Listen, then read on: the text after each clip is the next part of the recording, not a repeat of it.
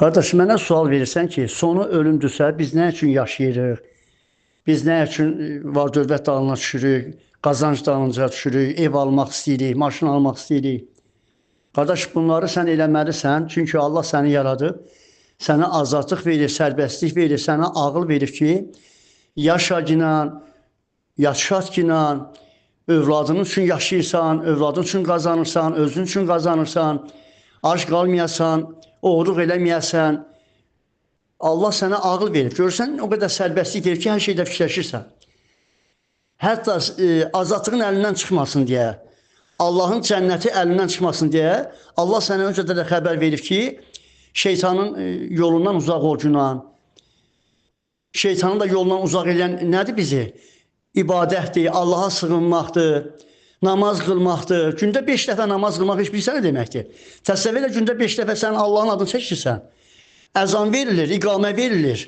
Quranı oxuyursan, ürəyində zikir edirsən.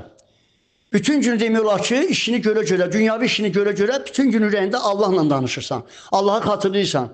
O insanın qəlbinə şeytan yaxınlaşa bilməz. Çünki Allah olan yerdə, Allah adı çəkilən yerdə, namaz qılınan yerdə, dualar olunan yerdə şeytan gəlmir.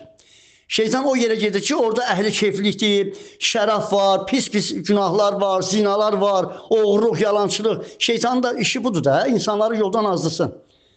Çünki şeytan tək girməyəcək cəhənnəmə.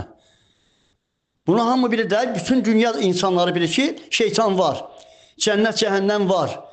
Sonunda da cəhənnəmdə yanacaq şeytan. Şeytan da tək yanmasın deyə, yanmayacaq, tək olmayacaq. Çünki nə qədər adam aparacaq şeytan. Onun işi vəzifəsi odur. Ağıllı insanlar bunu bilir və şeytanın yolundan uzaqlaşır da. İndi sən də bunun üçün nə etməlisən? Ailəni saxlamaq üçün, özünü saxlamaq üçün hər işin dalınca qaçırsan, hər işi oturub fikirləşirsən, eyni də fikirləşməlisən ki, son dönüşüm Allahadır və mən Allahın əmrlərinə tabi olub, Allahın dediklərini elədimmi? Ahirətini də fikirləş, ahirətinə də var-dövlət yığ da. Bu dünyanın var-dövləti puldur, maldır, evdir, maşındır. O dünyanın da var-dövləti, ahirətin də var-dövləti ibadətdir, namazdır, dualardır, Allahın əmrinə tabi olmaqdır, xeyri işlər görməkdir, əməli salih insan olmaqdır. Yəni o dünya üçün də qazan inan. Bu dünya üçün də qazan, o dünya üçün də qazan. Ən ağıllı insanlar bu dünyadan çox o dünya üçün qazanır. Çünki bu dünya müvəqqətidir. 60 il, 70 il, uzağı 90 il ömrün var.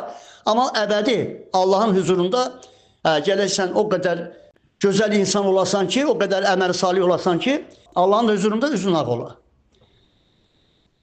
Bax belə qardaş. İndi sənin sualını başa düşdüm. Az da olsa cavabını verdim də, qısa da olsa cavabını verdim ki, biləsən, xəbərin olsun. Elə insanlar da var ki, deyir, bəs nəyə görə Allah bizi yaradıb? Biz belə çətin günlərə düşürük, kim kimisə döyür, öldürür, kimsə ac qalır, kimsə oğruq edir. Bəs Allah ağıl verib də eləməsinlər də.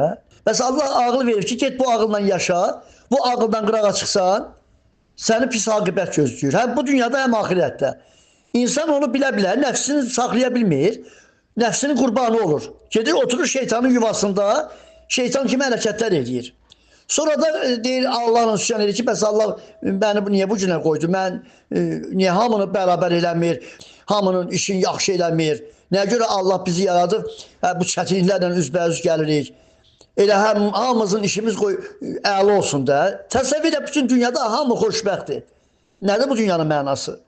Və yaxud hamı bədbaxtdır, nədir bunun mənası? Deməli, ağıl adam şəkil ki, imtihanlayıq da biz. Bax, bu imtihandan hər oğul çıxa bilmir. Hər oğlun işi deyir ki, bu imtihandan çıxsın. Ona görə ki, kimisini şeytan yoldan çıxardır, kimisi nəfsini saxlayıb Allah'a sığınır, yoldan çıxmır. Xoşbəxt o insandır ki, yoldan çıxmır. Elhamdülillah.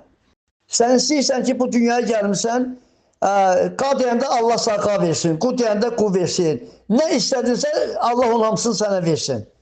Nədir bunun mənası onda? Elə bunun üçün gəlmirsən ki, nə istəsən al bu dünyadan, get sonra da sənin oğlun, sonra sənin nəvən. Nədir bu dünyanın mənası onda? Onda da Allahla üsyan edəcəksiniz ki, mən ölmək istəmirəm. Yaratmısan da salam, adeta mən ölmək istəmirəm. Məndən əl çək.